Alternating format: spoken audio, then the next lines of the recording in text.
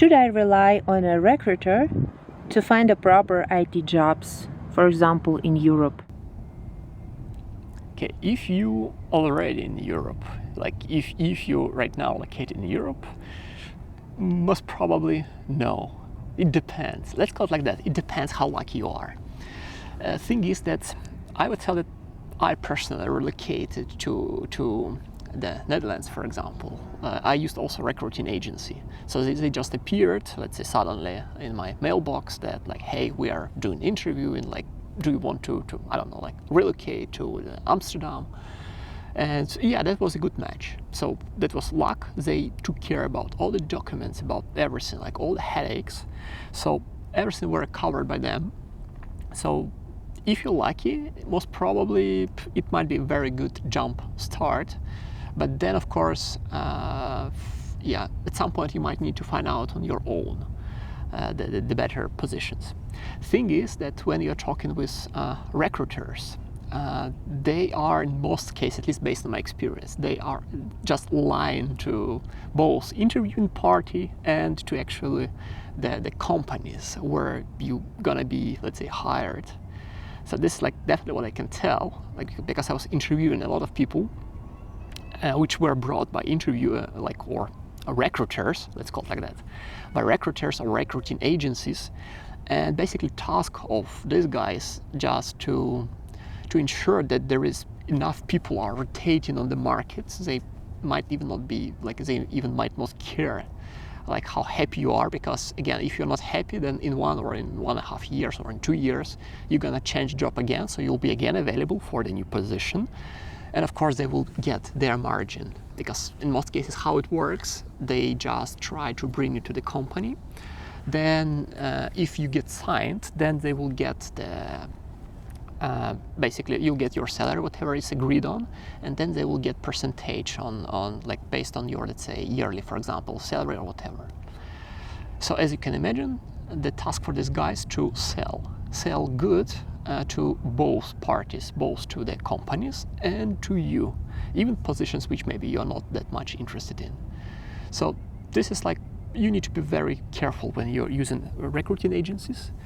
Then of course, yeah, just keep in mind that sometimes they just might collect your data because they just need it to be able to come to a particular company and say, okay, I have 20 guys like in the portfolios, and now please sign a contract with us so that we will just give you these 20 portfolios and maybe you'll interview one of them. So you basically become a trading coin for these guys. And yeah, just think if you want to be a part of that. But if you're lucky, maybe it will work for you. So how it can be used with some ICT agencies or recruiting agencies? What is a good strategy when you're living outside of the country and then you need to get someone who will bring you into the country, so who will take care about all the processes, about the paperwork, then they might be a good start if they take care about that. What about recruiting agency? Should it be inside of your own country or be located in a destination country? Much better if it's located in destination country, because these guys in this case would know the processes. For example, if you need to apply for a visa, or if you need any kind of special permits and things like that. So these guys, better if they are in the destination country, so they know own law, they know own regulations, and they have contacts, for example, in the migration services and things like that. If you would try to I don't know, like work with some companies which are located in your own country, but they claim that they might bring you to another country, it really depends. So of course some very big ones, like there's like sometimes big agencies which can have, let's say, multiple departments across the globe, then yeah, these guys might help you. But in most cases I would prefer to work with the local ones who really know the country where you landed. They also can then support with, for example, apartment rentals and things like that. If a recruiter contacts me and says, oh, we need from you, for example, $500, and we will start the process of finding a job for you, how to react? Just smile, close the chat, and don't talk with them anymore. That's a short story, a long one. Ignore it. I mean, usually when you need to pay something upfront, it's a scam. So they're just gonna take your money and probably will never appear. So you must never pay anything, like any cent at all. Maximum maybe you might be able, or might have to pay is, for example, for the visa application in your country, but it's usually like very, very small numbers, like, I don't know, like 20 euros, 50 euros, just for being issued some paper and things like that. But that's maximum. The companies which want you to pay upfront, most probably it's just their model, how they earn money. And I mean, in this case, it doesn't matter that they're gonna, or doesn't mean that they will gonna find something for you. They will just, you'll pay money and then it just disappear. In worst case scenario, in best case scenario, they will just imitate that they are trying to search, but you don't fit and things like that. So yeah, never pay upfront. What is company doing actually, and what you need to keep in mind, and actually I was also in this with the same contracts. For example, when they relocate you, they put the pro-rata statement in your contract that, for example, you are obligated to work with them for at least 1 year. Otherwise, if you leave earlier, then you would need to pay proportionally. So for example, like, let's assume they just say that in the contract that, okay, they're gonna spend around like 5,000 euro to relocate you. And then let's assume your contract is listed to 12 months. So in this case, 5,000 divided to 12, and then like whatever amount of months you work, you would need to pay less and less and less. And in the last month, like on month 12, you have to pay 0. So basically afterwards, you don't need to pay anything. This is what's named pro-rata. And this is very popular, and this is basically 0 risk for you because you'll get relocated to the country, and in most cases you're gonna start to work, and then like more you work with guys, like less risk you have at the end. But very important here, of course, to recheck the contract. There must be really precise time, so like, for example, 12 months or 6 months, and they should be precisely written amount of money which they're gonna invest into your relocation. Because worst case scenario, they will just tell, okay, you're gonna pay us, I don't know, like 20,000 because, I don't know, you was living in a 5-star hotel for whatever amount of time, and now you need to pay. So things needs to be listed in the contract. Then you will get rid of a lot of, let's say, potential questions or issues.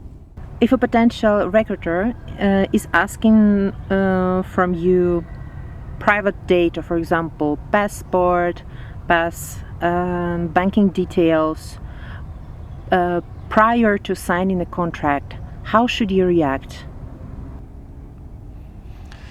Don't give it. Actually it depends. It depends on which time of the moment you are, let's say, with this particular recruiter or with this company. Sometimes contract, for example, when they try to prepare the contract, they might need your passport details to be able to write it down. But in most cases, at least based on my experience, you can just send, I don't know, like a picture or whatever, and send it to the guys, and they will prepare all the paper for you. Like, because in most cases in the contract, especially when you're traveling to other country, they need information that, okay, person A, like relocating to country, like whatever, it's gonna do this type of the work. And this person also needs to, for example, like have this passport details to be able to apply it for the visa. But it's pretty much rare detail because in this case, contract's super explicit. Like in my case, it was just, you are good, we want to sign a contract with you. They sent me like a draft of the contract, like just go through, sign it. Then they ask for more information because as soon as they need to apply for the documents, then they just prepare another document and then they ask you for the document.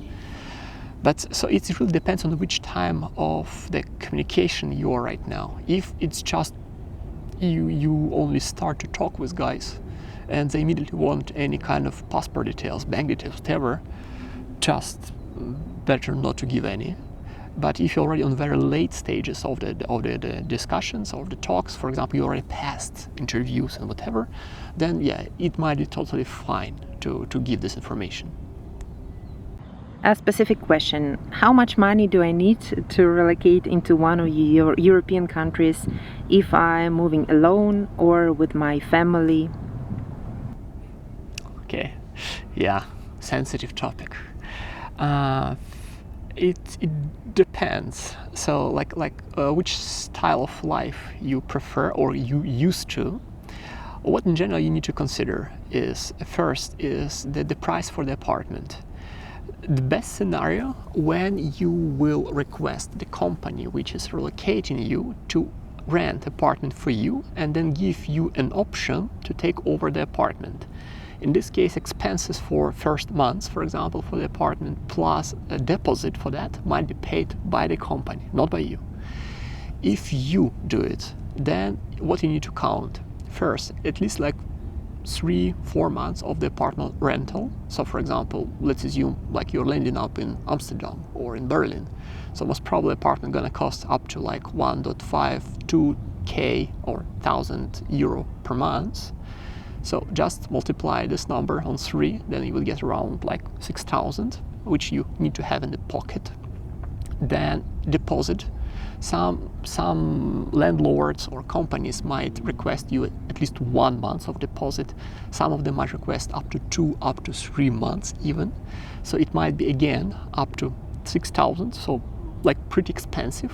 Of course, if you take furnished apartment, then usually this deposit is bigger. So as you can already imagine, it's up to 10,000 euro you need to have. So plus, of course, you need to remember you need to eat something. You might need to pay for some insurances, so on. So I would tell that the most minimum number which you should have in the pocket to feel safe, yeah, it's probably around 10K. It would be like okay-ish, which means that you just land up in the country. Better if you start to work from the first months, so like pretty much immediately, and then like you immediately get kind of like the first your pay slips. First insurance is going to be then covered from your salary, but yeah, just to feel safe, at least around 10K.